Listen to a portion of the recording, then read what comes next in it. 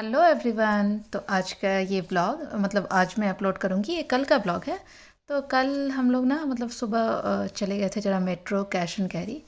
थोड़ी कुछ शॉपिंग करनी थी और कुछ मैसेज आ रहा था ना कि ऑफ़र है, तो हम लोग सोचे कि देख कर आते हैं कि आखिर कैसे क्या ऑफ़र है।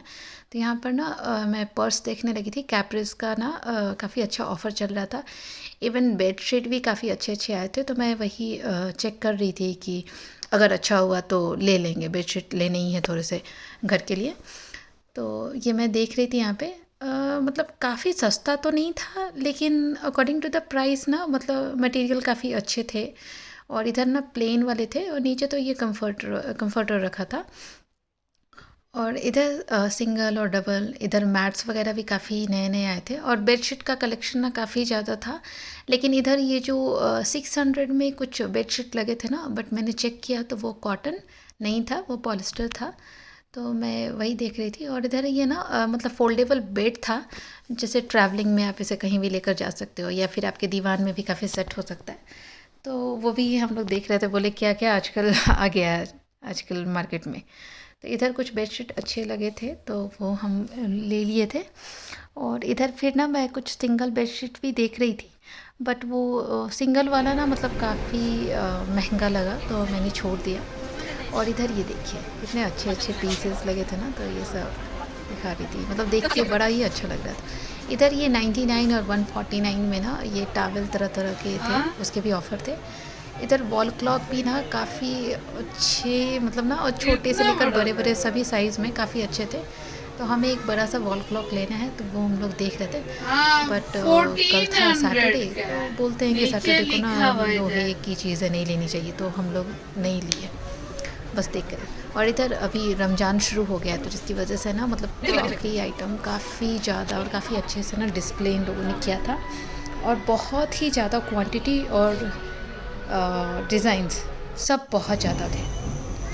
इधर फिर हमारी ना मतलब शॉपिंग हो गई थी और हम लोग इधर बाहर आ रहे थे। तो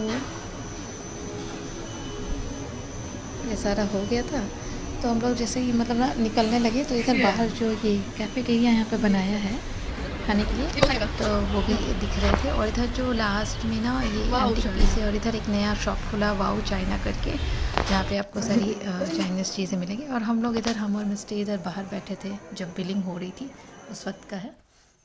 और ये बिलिंग वाला, सॉरी मैं ना इसे पहले डालना भूल गई, तो यहाँ पे मैं इसे डाल रही हूँ। तो ये बिलिंग काउंटर पे ये सब निकाल रहे थे।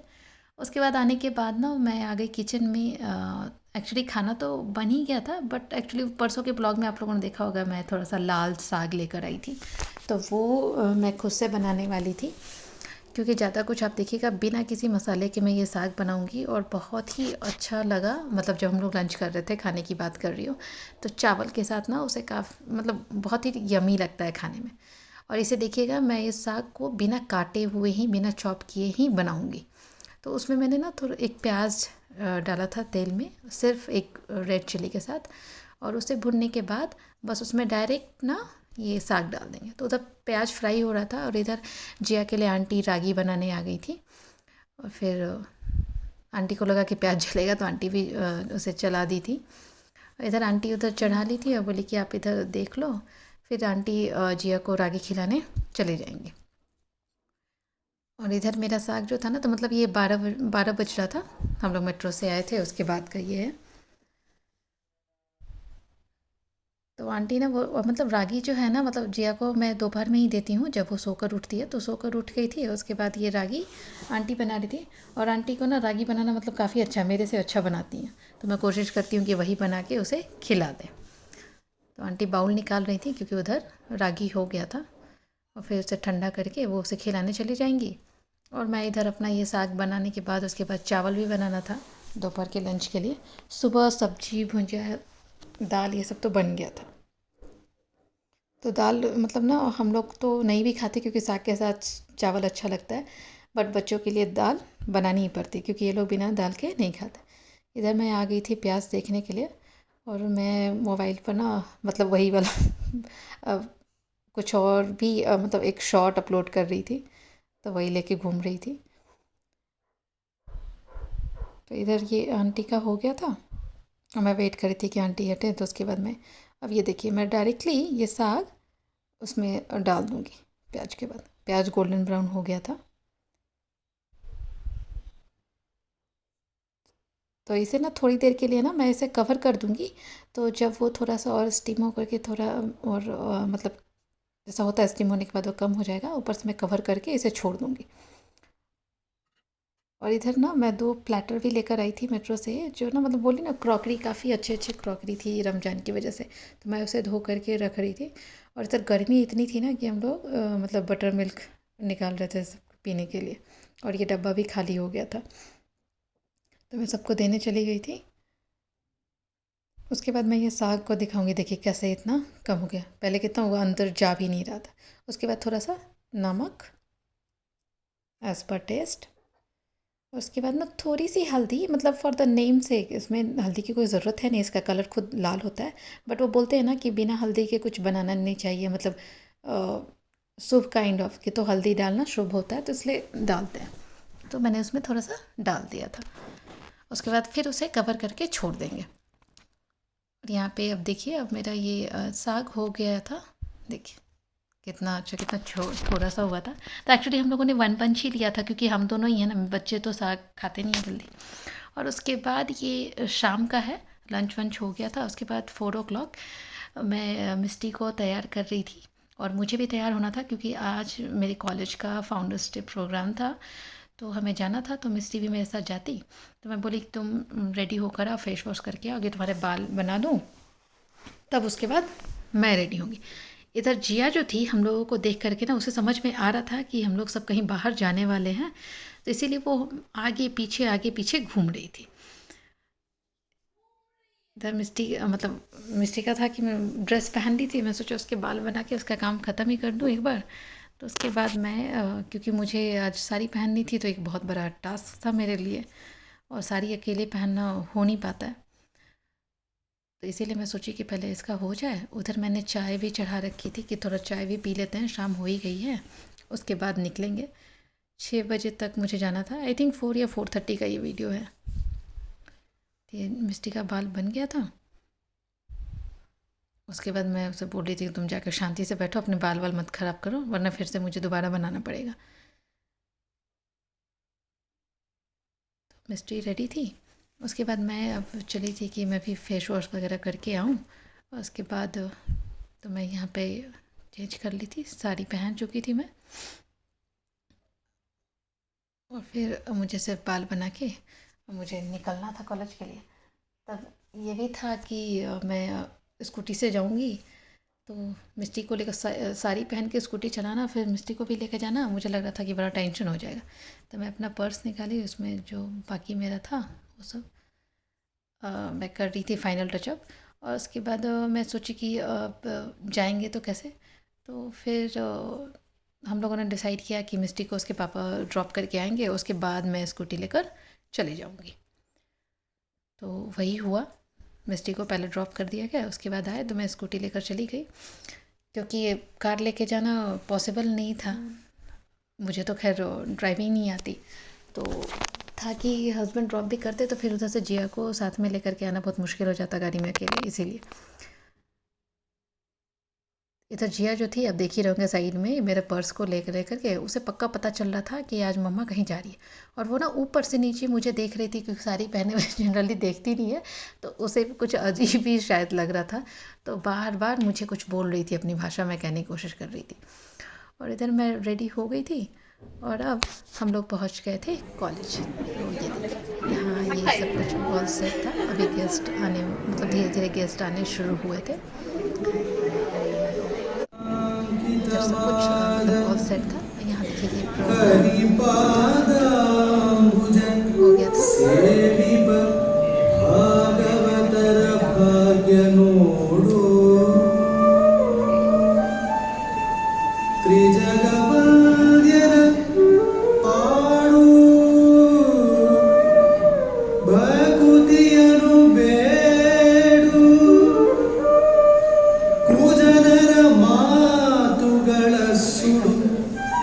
ದುರ್ಜನರ ಸಂಗವ